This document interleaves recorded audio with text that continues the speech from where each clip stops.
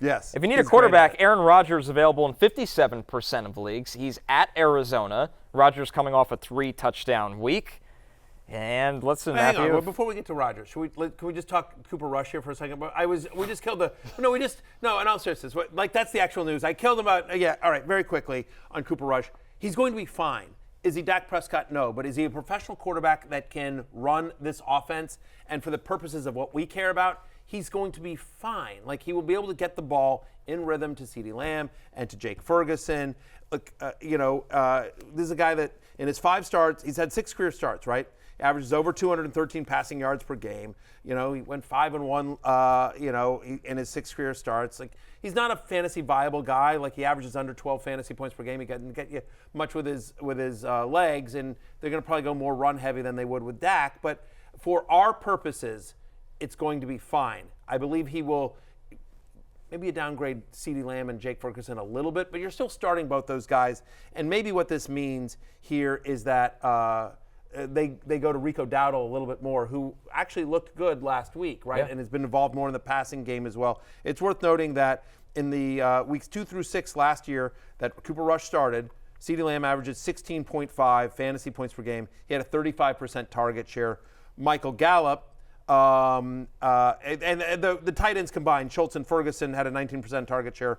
Gallup had a 19% target share. Supposedly that'd be Tolbert. But it's going to be fine, I guess is my point. Maybe not for the Cowboys, but for our purposes of fantasy football, Cooper Rush is fine. On the waiver wire for quarterbacks, Aaron Rodgers, Jay, good matchup against Arizona. No. You talk up Aaron Rodgers. He's your buddy. Oh, he's my buddy. Oh, yeah. You love that. You love Aaron Rodgers. I don't know if we are acquaintances. He's aware of you because you cover the Jets.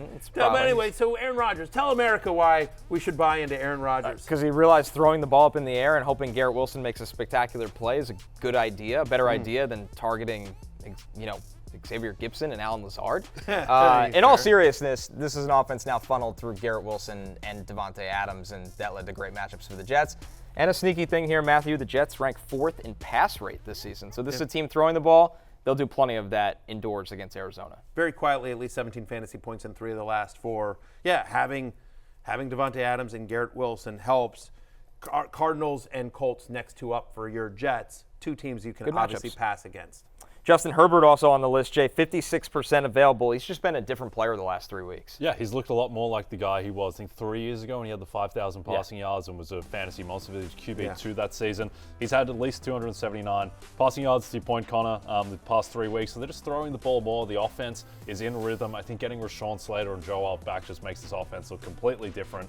And then you can notice the difference in fantasy points per game from 10.4 in the first 4 weeks to 18.0 in the last 4 weeks. So I think Justin Herbert is very startable each week. I think he is a low-end QB1, high-end QB2.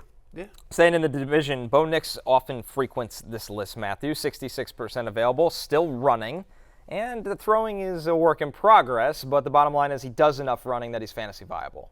Since week 5, he's the 5th best quarterback in fantasy. Hasn't always been pretty, but he's the 5th best quarterback in fantasy. I mean, even last week, in a game in which they got completely dominated by the Ravens, he still threw for almost 225 yards. He still had 36 rushing yards. He caught a touchdown. They're just doing a bunch of different things with Bo Nix. And you mentioned the rushing, at least 25 rushing yards in all but 3 games so far this season. 6 different games he's had at least 25 rushing yards. That keeps the floor high. They're going to throw, and they're on the road at Kansas City this week, then home to Atlanta.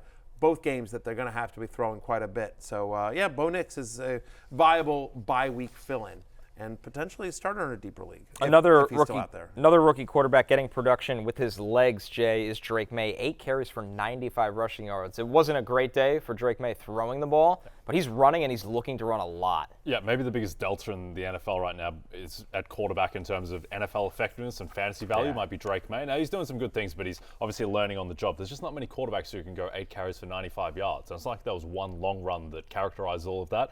He is running the ball, and I think he is viable, in deeper leagues like at Chicago, home Rams.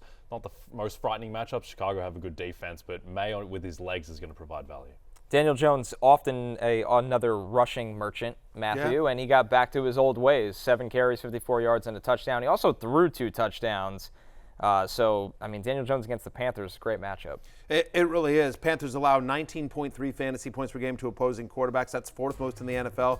They also allow touchdown passes at the 2nd highest rate in the NFL. Again, you see it right there on your screen. Last week, Daniel Jones, more fantasy points than Lamar Jackson. 24.4. He was the 4th best quarterback in week number 9. He is running more. He had that impressive rushing touchdown where he threw off 2 defenders, like just broke through a tackle as well. They have a bye after they play the Panthers this week, then they have a bye, but then Tampa Bay and Dallas. So 3 of the next 4 are defenses that don't really scare you. Hey, it's Matthew Berry from NBCSports.com and RotoWorld.com, and I want to thank you so much for watching whatever it is you just watched, or if nothing else, being too lazy to click out of the autoplay after this video started, after whatever it is you actually wanted to watch finished. But now that you're here, I'd like to take a moment here to ask you respectfully now, okay? I'm asking you respectfully to subscribe to the NFL on NBC YouTube channel. You'll get the latest RotoWorld fantasy news headlines, all sorts of great shows, including my own Fantasy Football Happy Hour. So go subscribe now. Again, I'm asking respectfully.